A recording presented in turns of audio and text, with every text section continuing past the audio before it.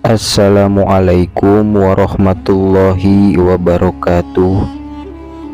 Sahabat kaum muslimin dimanapun berada, jumpa lagi di Azentea Channel. Semoga semuanya dalam keadaan sehat walafiat, amin ya robbal alamin. Kali ini saya akan mengulas catatan sejarah Islam tentang sosok para pemimpin teradil di dunia, hingga langit pun memuji mereka. Sahabat Azentea dimanapun berada, kerinduan masyarakat terhadap pemimpin adil sama dengan kerinduan mereka terhadap tanah lapang yang hijau dan sejuk, tempat mata meraih keindahannya, tempat napas menarik dalam kesejukannya, tempat hati melepas kepenatannya, atau bahkan lebih dari itu semua. Apalagi hari ini, ketika pencarian masyarakat terbentur tembok keputusasaan, dicerminkan pada sikap apatis terhadap semua bentuk pemilihan pemimpin. Karena mereka telah kecewa, harapan yang muncul seperti tunas yang baru tumbuh dihantam oleh badai dusta tak tersisa. Sahabat Azentea dimanapun berada, tapi kemunculan pemimpin adil ini harus terus diusahakan, walaupun hanya sekecil jarum di dalam tumpukan jerami. Khulafaur Rasyidin, Sayyidina Abu Bakar As-Siddiq, Sayyidina Umar bin Khattab, Sayyidina Utsman bin Affan, dan Sayyidina Ali karramallahu wajhah adalah contoh para pemimpin teradil di muka bumi ini setelah Rasulullah Shallallahu Alaihi Wasallam. Merekalah para pemimpin yang disebut oleh Nabi sebagai pemimpin yang mendapatkan bimbingan Allah Subhanahu wa Ta'ala, pemimpin yang menerapkan syariat Islam dengan utuh dan adil terhadap rakyatnya. Keadilannya tidak pernah dijumpai dalam sejarah hidup pemimpin manapun di muka bumi ini. Tetapi mereka semua meninggal dengan cara yang tragis. Inilah rekaman sejarah Islam, kematian mereka satu persatu setelah mereka mempersembahkan kepemimpinan yang membuat langit memuji mereka.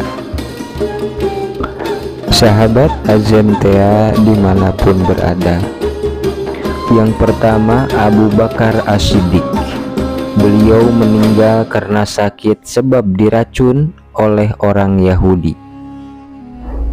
Sebagian ulama berpendapat bahwa kematian Abu Bakar As-Siddiq bukan karena diracun oleh orang Yahudi, melainkan karena beliau mandi pada cuaca yang sangat dingin ketika dalam keadaan sakit. Akan tetapi Imam Suyuti di dalam kitab Tarikh Al-Khulafa, beliau berkata bahwa Ibnu Sa'ad dan Al-Hakim meriwayatkan dengan sanad yang sahih dari Ibnu Syihab bahwa Abu Bakar dan Al-Haris bin Kildah makan makanan yang dihadiahkan kepada Abu Bakar. Al-Haris berkata, "Angkat tanganmu wahai Khalifah Rasulillah. Demi Allah, di makanan ini ada racun yang membunuh dalam setahun. Saya dan Anda akan mati pada satu hari yang sama." Sahabat Azentea dimanapun berada, jika kita mengambil pendapat yang pertama, yaitu sebab meninggalnya Abu Bakar As-Siddiq disebabkan karena diracun, maka ini semakin menambah panjang daftar kematian para pemimpin adil dengan cara mengenaskan. Kalau kita mengambil pendapat yang kedua, yaitu sebab sakit, maka seakan sejarah ingin mengatakan bahwa hanya Abu Bakar As-Siddiq dari 4 Khulafaur Rasyidin yang meninggal karena sakit, tetapi 3 pemimpin adil lainnya harus mengakhiri hidupnya dengan cara yang tragis. Sahabat Azentea dimanapun berada, lalu yang kedua Sayyidina Umar bin Khattab yang ditikam oleh orang Majusi. Pagi itu bukan hanya Umar yang ditusuk oleh Abu Lu'lu'ah, tetapi ada 13 orang lainnya. Dari mereka 7 meninggal. Penusukan yang telah ditargetkan oleh Abu Lu'lu'ah yang beragama Majusi berdasarkan dendam terhadap Umar dan juga kaum muslimin. Abu Lu'lu'ah adalah budaknya Mughirah bin Syu'bah, di mana dia digaji setiap harinya 4 dirham dengan kemampuannya sebagai seorang pembuat alat penggiling. Abu Lu'lu'ah menikam Sayyidina Umar bin Khattab karena dendam pribadinya. Suatu saat Umar berkata, "Saya diancam oleh seorang budak." Kalimat diucapkan setelah Abu Lu'lu'ah berbicara kepada Umar, "Saya akan buatkan alat penggilingan untukmu yang akan menjadi pembicaraan manusia." Abu Lu'lu'ah membuat senjata khusus untuk membunuh Sayyidina Umar bin Khattab, sebuah pisau berkepala 2 dengan pegangan di tengahnya yang telah dibubuhi racun. Sayyidina Umar mendapatkan 6 tusukan, salah satunya di bawah pusarnya. Menjelang kematiannya, Sayyidina Umar diberitahu bahwa yang menusuknya adalah seorang Majusi yang bernama Abu Lu'lu'ah. Sayyidina Umar pun berkata, "Segala puji bagi Allah yang tidak menjadikan kematianku di tangan seorang yang mengaku muslim." Sahabat Azentea dimanapun berada, lalu yang ketiga pemimpin teradil di muka bumi yang meninggal karena dibunuh, yaitu Sayyidina Utsman bin Affan. Beliau dibantai oleh para pemberontak. 6 tahun pertama pemerintahan Utsman adalah pemerintahan yang begitu menyenangkan dan menenteramkan seluruh manusia. 6 tahun kedua pemerintahannya adalah merupakan tahun-tahun sulit penuh fitnah. Bahkan fitnah itu melebar hingga ke zaman kita dan sungguh tidak mudah diurai oleh masyarakat awam. Dr. Ali Muhammad Salabi menukil dari kitab At-Tabari dalam Tarikh Al-Umam wal Muluk dan Ibnu Katsir dalam Al-Kamil fit Tarikh keberadaan penggerak di balik layar fitnah yang ditujukan kepada Sayyidina Utsman.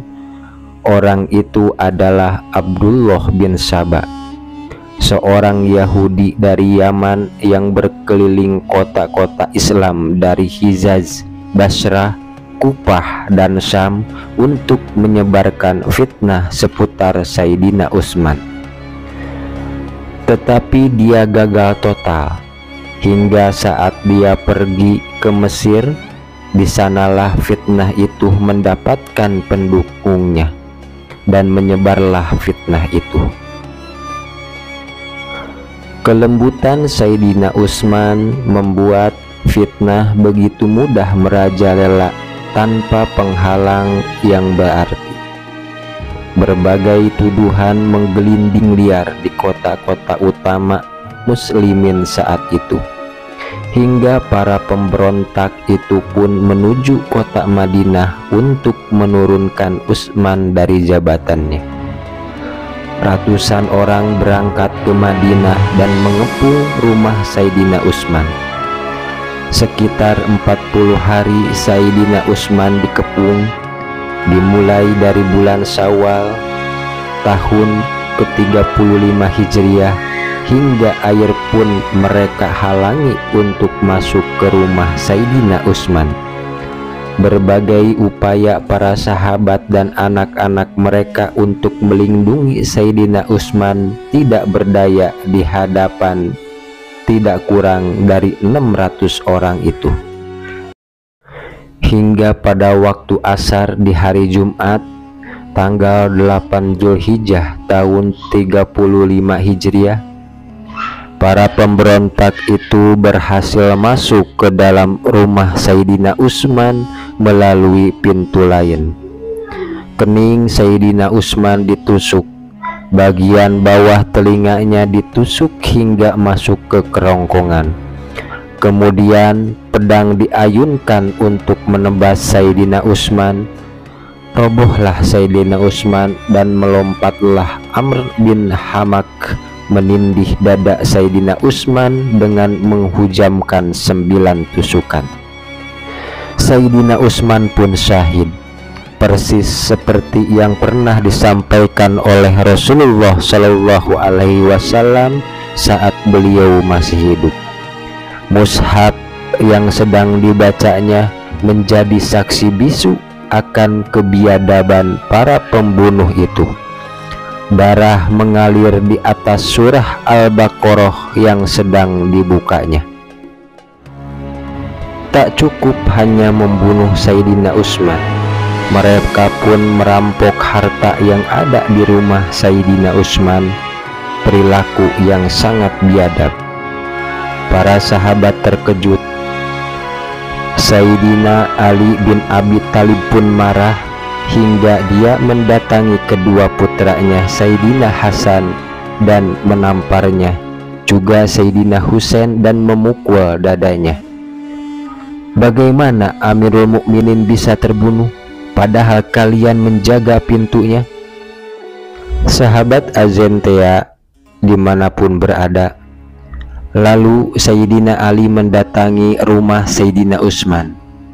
Para pemberontak itu ingin membaiat Ali, tapi Sayyidina Ali dengan marah berkata, "Demi Allah, saya malu membaiat orang-orang yang telah membunuh Utsman, dan saya malu kepada Allah dibaiat sementara Utsman belum dikubur." Sahabat Azentea dimanapun berada, mereka yang menghalalkan darah Sayyidina Utsman dinyatakan oleh para ulama sebagai kafir, sementara yang tidak menghalalkan tetapi ikut berperan serta dalam kematian Utsman dinyatakan sebagai fasik. Sumber fitnah adalah Yahudi yang menyusup ke dunia Islam untuk mengacaukan ketentraman dan kemakmuran muslimin serta kemajuan Islam. Lalu yang keempat, para pemimpin teradil yang meninggal karena dibunuh, yaitu Sayyidina Ali karramallahu wajhah. Beliau dibunuh oleh orang Khawarij. Khawarij adalah sekte sesat di tubuh muslimin yang merasa benar dan dekat dengan Allah serta mengkafirkan muslimin lainnya yang tidak sepaham dengan mereka. Hingga para sahabat seperti Sayyidina Ali sekalipun. Kelompok ini telah diingatkan oleh Nabi Muhammad SAW saat beliau masih hidup. Pemahaman yang dangkal, yang berbalut semangat adalah penyebabnya. Secara zahir, mereka sangat meyakinkan sebagai seorang muslim dengan ibadah-ibadah yang mereka lakukan, tetapi mereka adalah kelompok sesat. Pada zaman Khalifah Ali bin Abi Thalib, kelompok ini diperlakukan dengan sangat bijak oleh Sayyidina Ali. Dialog ilmiah dibangun dengan sangat baik oleh Sayyidina Ali, hingga keputusan yang sangat ilmiah dan tidak terbawa emosi. Tetapi saat mereka menumpahkan darah, meneror masyarakat muslim dan merampok, terpaksa Sayyidina Ali sebagai pemimpin negara harus melakukan perlawanan. Perang Nahrawan pun meletus antara Sayyidina Ali dan kaum Khawarij. Sahabat Agentea dimanapun berada, sesungguhnya saat Sayyidina Ali mengetahui kaum Khawarij telah melakukan teror, beliau tidak langsung memerangi, tetapi meminta agar mereka menyerahkan para pembunuh untuk dihukum. Tetapi mereka justru berkata, "Kami semua pembunuhnya." Maka Sayyidina Ali pun membawa pasukan yang semula hendak dibawa ke Syam untuk memerangi kaum Khawarij di Nahrawan pada bulan Muharram tahun 38 Hijriah. Perang Nahrawan benar-benar meninggalkan luka yang sangat dalam di hati orang-orang Khawarij. Dari 1000 pasukan orang yang mereka miliki, tidak ada yang tersisa kecuali hanya sekitar 10 orang yang lari dari medan perang. Sementara dari pihak Sayyidina Ali, korbannya sekitar 12 orang. Dendam kaum Khawarij tidak mati. Pertemuan rahasia antara 3 orang Khawarij, yaitu Abdurrahman bin Muljam, Burak bin Abdillah, dan Amr bin Bakr At-Taimi, membicarakan keadaan negara dan balas dendam mereka atas kematian teman-teman mereka di Perang Nahrawan. Mereka sepakat untuk membunuh orang-orang yang mereka anggap sebagai pemimpin kafir. Abdurrahman bin Muljam akan membunuh Sayyidina Ali bin Abi Thalib, Burak akan membunuh Muawiyah, dan Amr bin Bakr akan membunuh Amr bin As. Pada hari Jumat subuh di bulan Ramadan tahun 40 Hijriah, Abdurrahman bin Muljam beserta teman-temannya yang telah bersembunyi semalaman mencoba membunuh Sayyidina Ali. Pedang Abdurrahman bin Muljam meninggalkan luka yang sangat serius di kepala Sayyidina Ali karramallahu wajhah. Kepala kedokteran Asir bin Amr As-Sukuni menyatakan bahwa lukanya sudah tidak mungkin diobati dan akan menyebabkan kematian. Sayyidina Ali hanya bertahan 3 hari setelah terluka itu dan kemudian meninggal pada tanggal 21 Ramadan tahun 4. Sahabat Agentea dimanapun berada, itulah kisah para pemimpin teradil yang terekam dalam catatan sejarah Islam yang meninggal dengan cara yang tragis.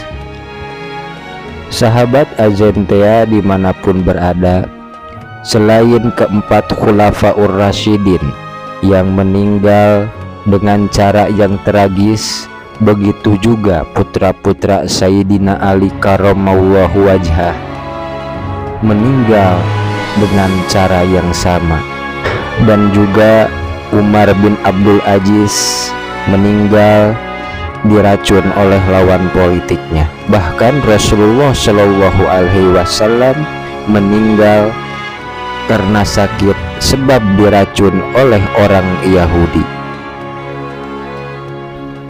Adakah calon-calon pemimpin yang adil yang siap berani mati? Seperti Abu Bakar yang meninggal karena diracun oleh orang Yahudi, Umar bin Khattab yang meninggal karena ditusuk oleh orang Majusi, Sayyidina Utsman bin Affan yang meninggal karena dibantai oleh orang kafir dan muslim fasik, Sayyidina Ali bin Abi Thalib meninggal dengan pedang tokoh kelompok sesat Khawarij, Umar bin Abdul Aziz meninggal diracun oleh para pejabat lama yang marah, dan Rasulullah Shallallahu Alaihi Wasallam meninggal karena sakit yang disebabkan oleh racun Yahudi. Pesan sejarah sangat kuat bagi para pemimpin yang adil.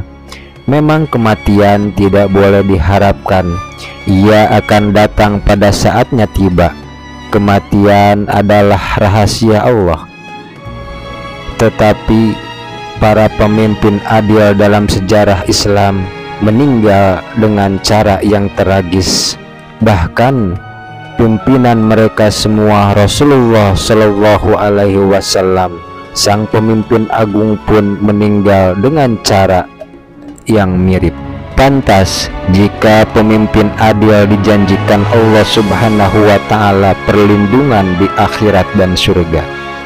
Karena pemimpin adil artinya berhadapan dengan semua bentuk kezaliman dan kejahatan yang bisa jadi telah dilakukan secara kolektif, bahkan sistematik. Tentu nyawalah yang menjadi taruhannya untuk mendobrak kezaliman yang sedemikian besarnya. Bagi para pemimpin yang mau menegakkan keadilan, tidak usah memilih cara matinya, tetapi persiapkan diri sebaik mungkin untuk menghadapi kematian mulia itu, walau terlihat tragis. Mudah-mudahan sejarah ini, uraian singkat ini menjadi edukasi bagi kita semua dan bagi para sahabat khususnya. Amin ya robbal alamin. Wallahu a'lam bishawab. Wabillahi taufiq wal hidayah. Wassalamualaikum warahmatullahi wabarakatuh.